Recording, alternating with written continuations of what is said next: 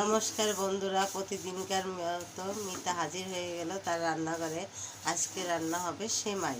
সেমাইটা আমি ফ্রাই প্যানে ঘি দিয়ে তারপর ভাজি করতেছি।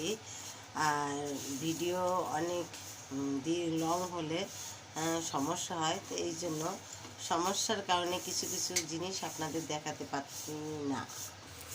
আমার সেমাইটা ভাজা হয়ে গেছে দেখেন, আর এই পাশে আমি দুধটা জাল দিতে বসিয়েছি।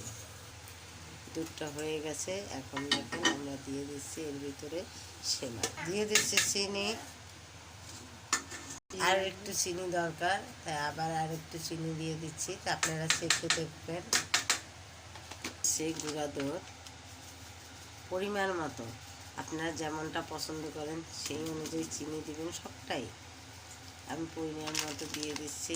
দেখেন গুঁড়া দুধটা দিচ্ছি, কাজু বাদাম, পেস্তা বাদাম, কিশমিশ ঢেকে দিয়ে দেবো। এখন একটু 2 মিনিটের জন্য ঢেকে দেবো। 2 মিনিট পরে ফিরে আসলাম, দেখেন এটা কেমন হয়েছে।